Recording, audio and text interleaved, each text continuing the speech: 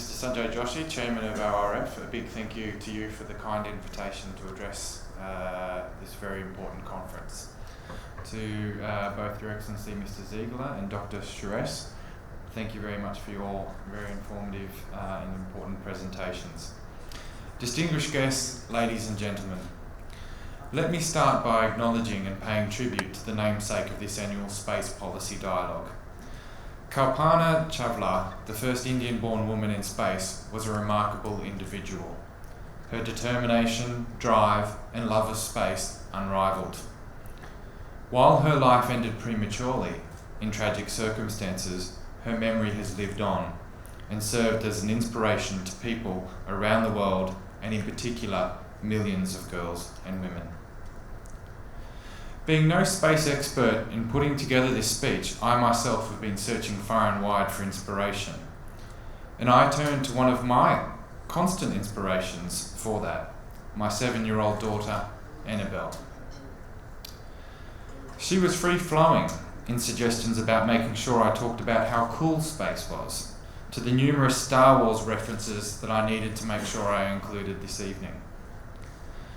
What struck me was that the essence of her excited suggestions was a clear sense from her that space was a place of beauty, wonder, and opportunity that should be available for good. It was a place of science, technology, and adventure. It was a place that we needed to fight for, to protect any of the baddies taking over it all to the detriment of others. In fact, that last part was quite Star Wars focused, and I've summarised. I laughed and enjoyed the moment. Reflecting on it though, I realised that some of what I will discuss tonight with you does go to the core of those thoughts, proving again that perhaps children hold the real wisdom and answer to our challenges. Although I perhaps will refrain from any Wookiee and Ewok references this evening. Ladies and gentlemen, Australia has a long history of engagement in space. Many of you may not realise that Australia became the third nation in 1967 to launch a satellite from our own territory. Just 2 years later, on the 20th of July in 1969, a group of Australians working at the small country towns of Honeysuckle Creek and Parkes, host to a radio telescope that was part of the famous Apollo mission, were the very first people on Earth to see Neil Armstrong walk on the moon. Fast forward to more recent times, and Australia remains on the front line when it comes to space. Geographically, we are exceptionally well placed to play a leading role in international collaboration on space, as the only continent in the southern hemisphere between the vast Indian and Pacific Oceans. Our enormous interior desert is a gift to astronomy, and it will keep on giving as a square kilometre array comes online.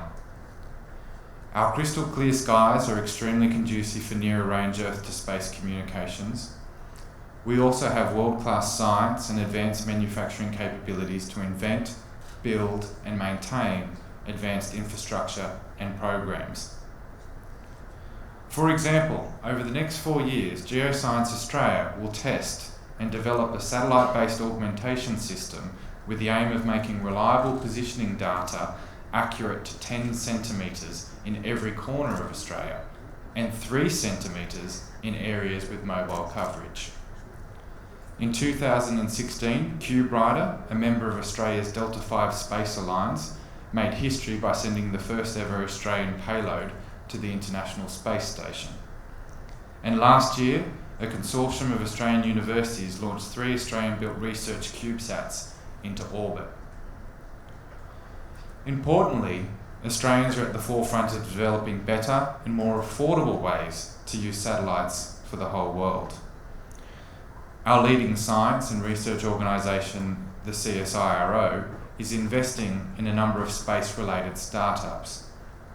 One of these, Mariota, founded by 2 researchers from the University of South Australia, is commercialising satellite technology that uses small, low-cost transmitters on low Earth satellites to send small packets of data across an Internet of Things network.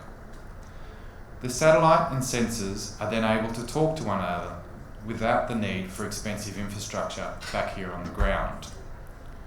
With its low cost and long battery life, the company's satellite technology could allow them to apply direct-to-orbit connectivity on a massive scale. One real-world example currently being trialled would help farmers get up-to-date information on water tank levels. You drop a sensor into your water tank, the data flows from sensor to satellite, and then with an app on your phone, a farmer anywhere in the world can monitor just how much water is in their tank without having to go and physically check. One application. Another application is in the field of defence, with a wearable black box type fight recorder for the Australian Army being developed for emergency beaconing to help locate and aid injured soldiers in that critical moment. Further, in the defence domain, both Australia and the US are benefiting from improved space situational awareness by the relocation of significant US surveillance assets, C-band radar from Antigua, and soon the Space Surveillance Telescope from New Mexico to the Harold E. Holt Communications Station in Western Australia. Given these long-standing and growing interests in space, Australia is also setting in place the institutions and policies we need to coordinate and protect our interests. The centrepiece of these efforts was the establishment of an Australian Space Agency in July last year. The agency is responsible for whole-of-government coordination of civil space matters and is a primary source of advice to government on civil space policy. Establishing a number of strategic international links, the agency has already signed agreements with the French, Canadian and United Kingdom space agencies to explore where our nations can work together. This sits alongside statements of intent with very large private sector players, such as the European manufacturing giant Airbus. The Australian Space Agency's international engagement is part of a broader push in our foreign policy and space diplomacy. Ladies and gentlemen, all nations jealously guard their access to space, and it should come as no surprise that the major powers are jostling for influence in setting the rules. Space is democratising, and the barriers to accessing space are tumbling as the sector is disrupted by technology that is far cheaper to build, launch and maintain.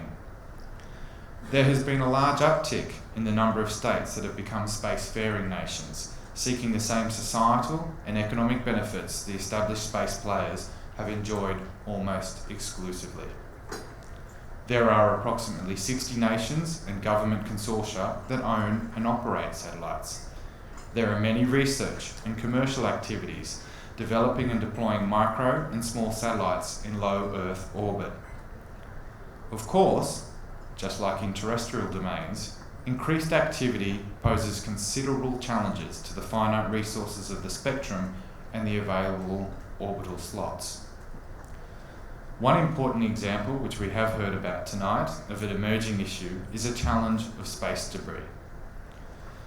There are now somewhere in the order of 23,000 man-made objects larger than 10 centimetres in orbit and over 100 million pieces of debris less than 1 millimetre, as we've heard.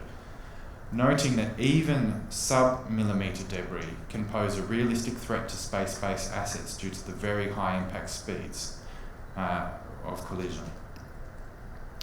More space debris means rising costs for commercial and civil activities in space, principally through more collision avoidance manoeuvres that in turn reduce the operating lifespan of satellites.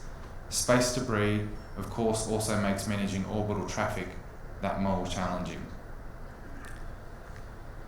All of this change and the emerging challenges that flow from it is occurring under an international framework of treaties that was built in a very different technological and strategic environment. The current legal regime for outer space is based on the 5 UN space treaties. The most recent, the Moon Agreement, dates from the 1980s. Australia is a state party to all 5 treaties. The 1967 Outer Space Treaty is a cornerstone of the legal regime. It prohibits the placement of weapons of mass destruction in outer space or on celestial bodies. For a number of years, efforts have been underway in the UN and other fora to build on the current treaty framework and enhance the security and sustainability of outer space. The Conference on Disarmament has a standing agenda item on the prevention of an arms race in outer space, and there is also the work that we've heard about in the International Telecommunications Union, which oversees orbit registration and bandwidth, and the World Meteorological Organisation.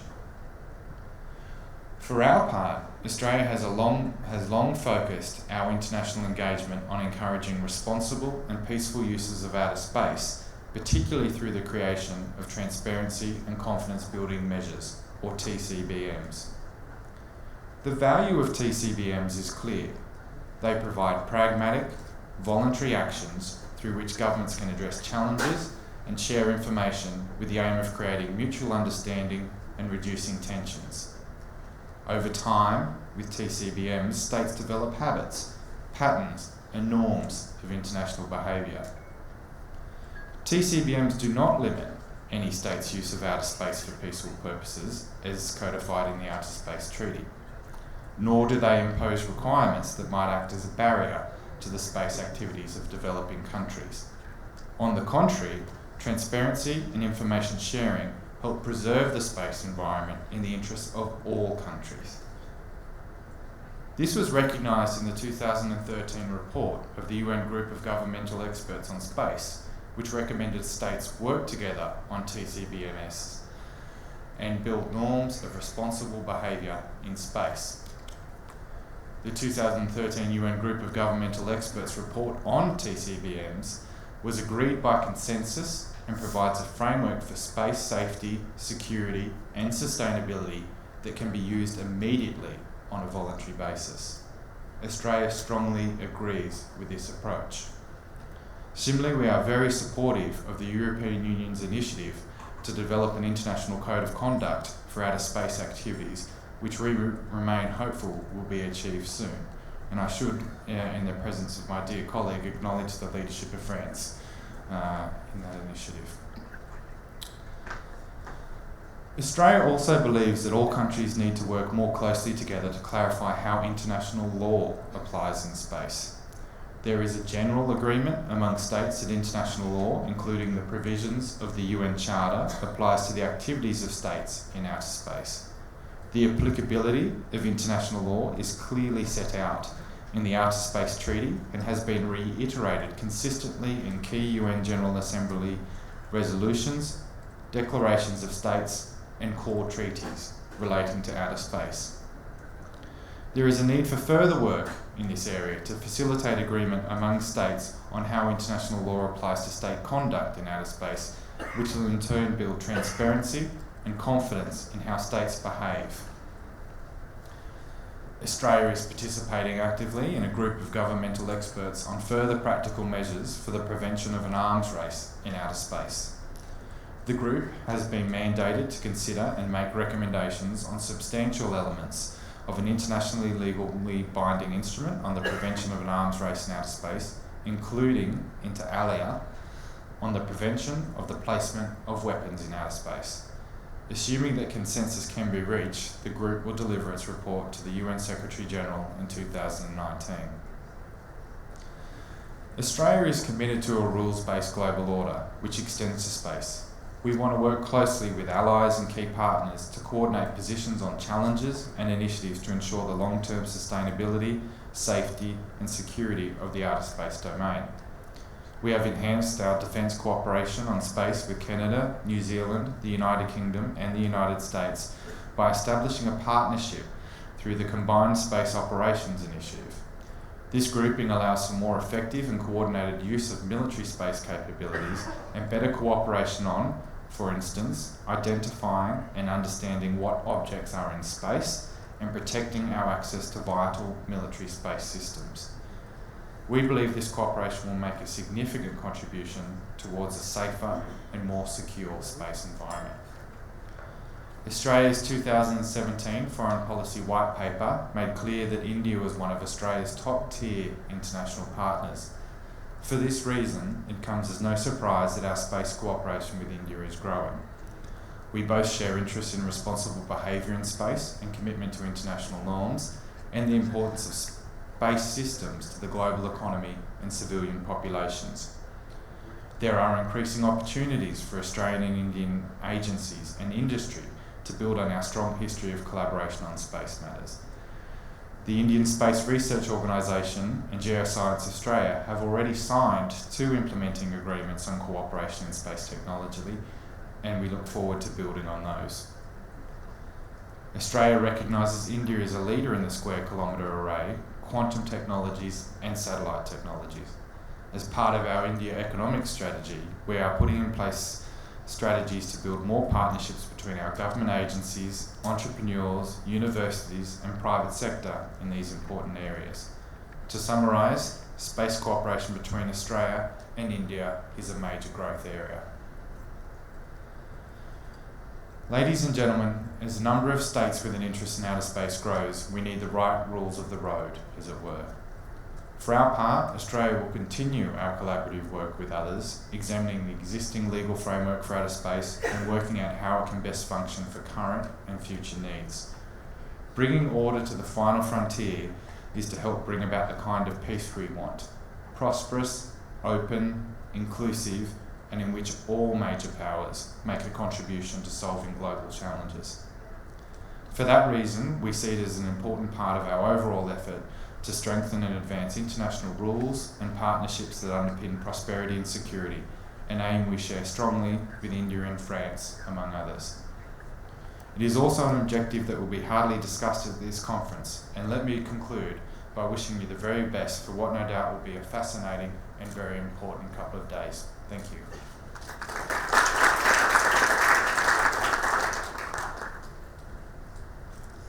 Thank you, Mr. Rod Hilton, for that very effective address. Between our 3 speakers, we have, I think, laid out the scaffolding for the discussions which are going to take place over the next 2 days. And I must congratulate all 3 of you for doing a very effective job of just laying out the roadmap for what this group is going to discuss over the course of this conference.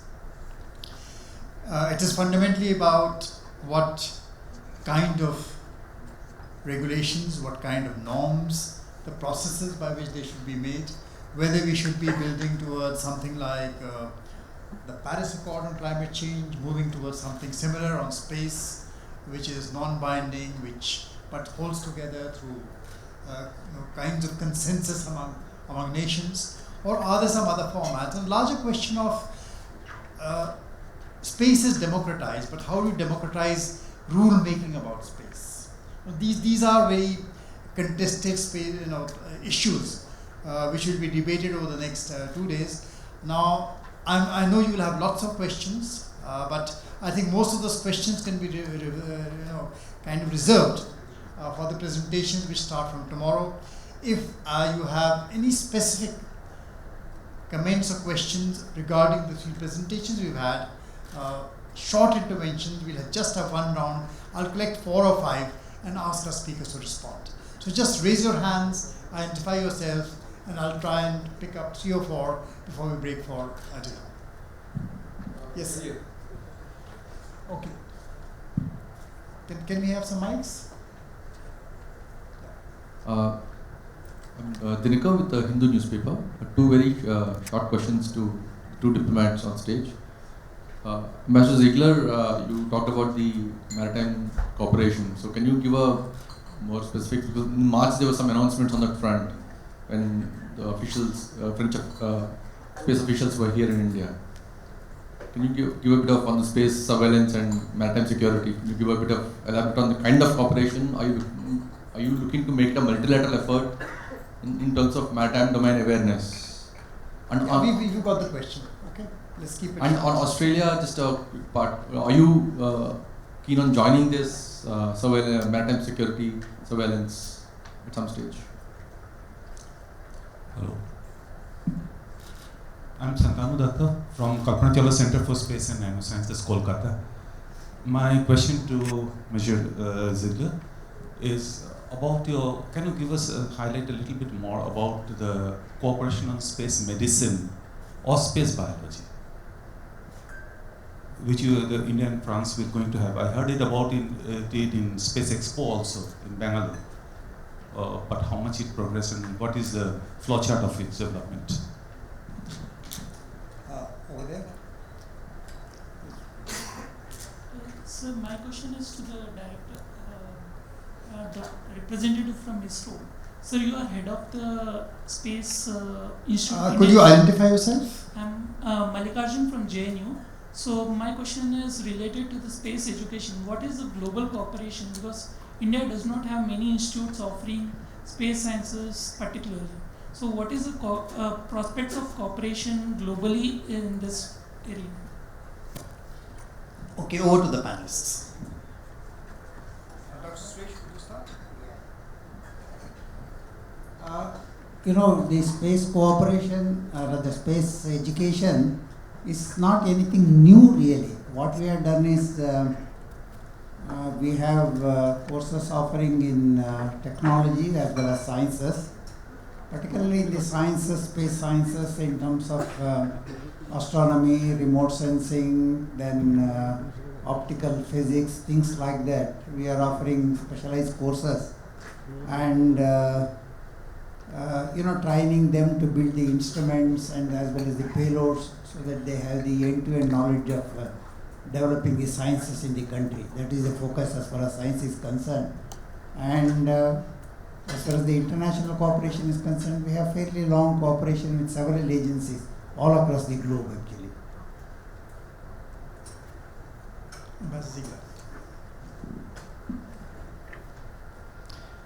Well, thank you. On your question on the maritime cooperation, yes, we are in the process of developing, probably co-developing with India, constellation of satellites. When I mean a constellation, it means probably 10 to 15 satellites that would help monitoring the maritime traffic in the Indian Ocean.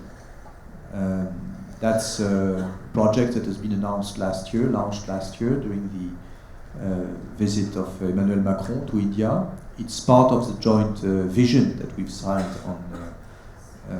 on the space cooperation.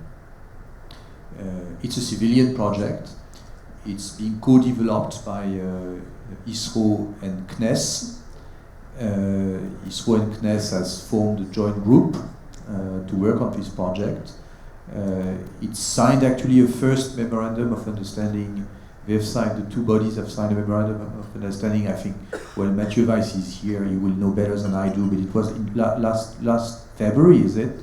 Yeah, last February, to establish, first of all, a center that would fusion informations already coming from our respective satellite, so that we can start exploiting these informations before we develop the constellation itself. And we are aiming at launching the co-development of the constellation somewhere around the second semester. On the space medicine issue that you raised, well, I'm definitely not an expert, but the overall idea that sending a manned mission in space is not only a question of technology.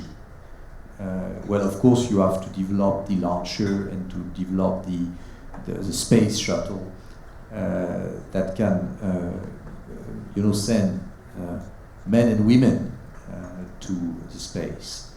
But more importantly, you have to take sure that their health would be good, that they will be in a situation to perform their duty once they are in space. That means to do some technical work or to undertake some experiences, and that they will be fully operational, either for security reasons or for the sake of their duty in the outer space. And that is not an exact science, if I may say so. It's mostly based on experience, and it's based on decades of experience of sending men and women to space. Dozens of French astronauts have actually taken part to mission in the International Space Station or in other space missions. And we've learned from that experience how the body behave in the outer space, how the body behave when it's in spacecraft and space shuttle, and that's this medical experience that we want to share with India. We are fully convinced that India has a full capacity and the full capability to develop technically the space shuttle. There is no issue about it, but well, India, like any newcomer in this manned adventure, will have to learn from the experience when it comes to medical and to health issues, and that's precisely what we want to do. And there again, we've signed an agreement last February between the CNES and ISRO to put our whole expertise on medicine, on our medical expertise on manned mission at the full disposal of India. Mr. Hilton. Thank you. So I think the question over here about Australia's willingness to participate in the sharing of space situational awareness data. I'm conscious I'm standing in between dinner, so I can pretty well answer it absolutely. Interested. Working very closely with our good friends India and France. We work already closely on those issues. I think, as I outlined in my address, we are developing some significant technology ourselves on that through our international partnerships. We're working closely both in the space and maritime domains with our two close partners, and look forward to continuing to do so. At the agency and specific organisational level, just to reiterate, we have signed technological cooperation agreements with ISRO and our relevant agencies, and some of the space situational awareness technologies are part of that. With that, I think Raji had given me a deadline of 8:30 to end the session. I've overshot it by quite a few minutes, haven't I? Just 5 minutes? Okay. So, Raji, you can call me for the next session then. I'm a good moderator. Thank you extremely all of our three speakers for joining us this evening. And please join me in giving them a hand for these great presentations we've had.